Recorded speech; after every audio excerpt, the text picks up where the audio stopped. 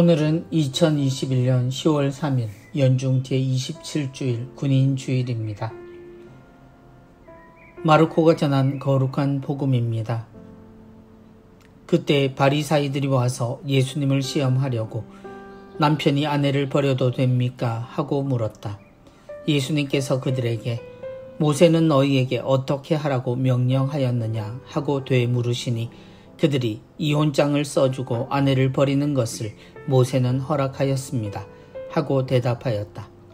그러자 예수님께서 이르셨다. 너희 마음이 완고하기 때문에 모세가 그런 계명을 기록하여 너희에게 남긴 것이다. 창조 때부터 하느님께서는 사람들을 남자와 여자로 만드셨다. 그러므로 남자는 아버지와 어머니를 떠나 아내와 결합하여 둘이 한 몸이 될 것이다. 따라서 그들은 이제 둘이 아니라 한 몸이다. 하느님께서 맺어주신 것을 사람이 갈라놓아서는 안 된다.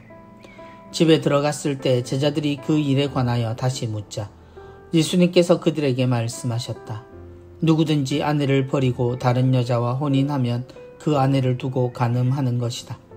또한 아내가 남편을 버리고 다른 남자와 혼인하여도 간음하는 것이다. 사람들이 어린이들을 예수님께 데리고 와서 그들을 쓰다듬어 달라고 하였다. 그러다 제자들이 사람들을 꾸짖었다. 예수님께서는 그것을 보시고 언짢아 하시며 제자들에게 이르셨다. 어린이들이 나에게 오는 것을 막지 말고 그냥 놓아두어라. 사실 하느님의 나라는 이 어린이들과 같은 사람들의 것이다. 내가 진실로 너희에게 말한다. 어린이와 같이 하느님의 나라를 받아들이지 않는 자는 결코 그곳에 들어가지 못한다. 그러고 나서 어린이들을 끌어안으시고 그들에게 손을 얹어 축복해 주셨다. 주님의 말씀입니다. 그리스도님 찬미합니다.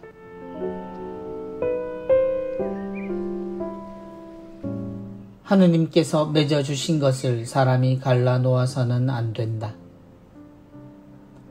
세상이 어려워지면서 우리는 일상생활에서 하던 고민들을 잠시 놓고 사는 모습입니다. 어려운 일들을 함께 겪으며 우리는 다시 단합하고 노력하는 모습을 되찾는 듯 보입니다. 우리가 다시 이전의 일상으로 돌아가기는 힘들다는 이야기들이 이곳저곳에서 들리는 것을 보면서 당연할 수 있는 이 이야기가 꼭 부정적인 것만으로 해석될 이유는 없다고 생각을 해봅니다. 국제적인 이 위기를 겪기 전 우리는 어느 시대에서도 경험한 적이 없는 개인주의로 치닫는 중이었습니다. 세상 무엇도 나보다 중요할 수 없는 세상에서는 모두가 개별화되는 상황이 이어졌습니다. 좋은 것인지 나쁜 것인지도 구별할 수 없는 상황에서 사람들은 함께 있어도 서로 남이라는 인식이 강했고 가족들도 서로 해체되어 버린 상황에 놓여 있었습니다. 결혼한 세 쌍 중 한 쌍이 헤어지는 상황이라고 말하던 우리나라의 상황이었습니다. 그리고 결혼 시기가 늦어지는 이유가 곧 출산율의 감소로 나타나고 또 청년들의 불안한 삶을 이유로 말하곤 했습니다. 그러면서도 사람들은 자신들의 행복을 찾아 경쟁하고 노력하며 살았습니다. 사람을 대신해 기계가 모든 것을 할 세상을 대비하며 모두가 기본적으로 살아갈 수 있는 준비를 하자고 말하던 우리들의 모습 속에서도 우리는 모두 각 개인의 행복을 말하고 있었습니다. 그런데 코로나로 가족 단위의 생활이 이루어진 동안 우리는 생각보다 이미 얼마나 서로 멀어져 있는지를 확인할 수 있었습니다. 한 공간에 있기를 어색해하는 그리고 힘겨워하는 우리를 보았습니다. 가족인데도 말입니다. 복음 속 예수님께 이혼에 대해 묻는 이들에게 예수님은 모세마저도 어쩌지 못했던 사람들의 굳어버린 마음을 이야기하십니다. 너희 마음이 완고하기 때문에 모세가 그런 계명을 기록하여 너희에게 남긴 것이다. 남편이 아내를 버려도 좋은가를 묻는 이들은 율법을 지키며 살고 사람들의 스승으로 살던 바리사이들이었습니다. 그들의 사고에도 이미 사람들은 자신을 위해 누군가를 버리는 것이 당연한 일이 되어 있었습니다. 그들에게 예수님은 그들이 기억하고 다시 찾아야 할 가치를 알려주십니다. 그것은 사람의 원래 모습에 관한 가르침이었고 결코 변하지 않는 하느님이 세우신 기준이었습니다. 곧 사람에게 가장 소중한 사랑에 관한 이야기였습니다.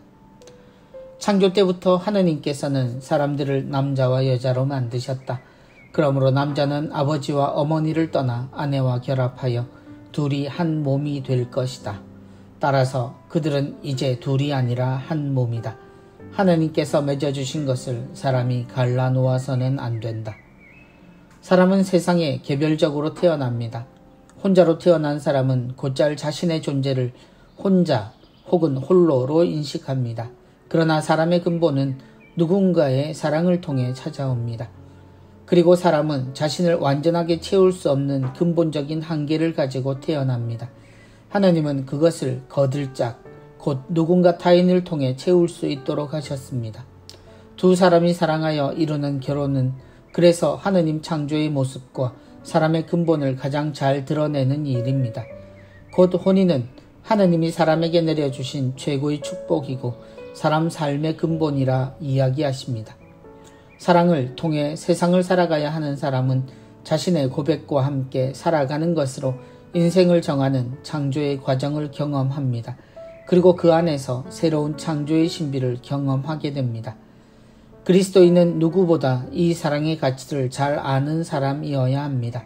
꼭 이성 간의 사랑이 아니어도 가족 간의 사랑, 친구 간의 우정, 그리고 공동체 안에 형성되는 사랑의 모습은 모두 하느님으로부터 나오는 사람의 근본입니다. 모두의 예상대로 우리가 이전의 상황으로 완전히 돌아가기는 어려울 것입니다. 그러나 우리는 더 좋아질 수도 있습니다. 우리가 함께 하는 것이 어떤 결과를 가져오는지 경험하고 있으므로, 그리고 우리가 얼마나 소중한 것을 잃고 있었던 것인지 확인했기에 우리는 하느님이 우리에게 주신 사랑의 근본을 되찾는 것으로 이전보다 훨씬 더 좋아질 수 있어야 합니다. 그러길 꼭 소망합니다. 모든 가족들, 모든 연인들, 모든 사람들에게 하느님이 맺어주신 이 관계가 회복되기를 다 함께 기도했으면 좋겠습니다.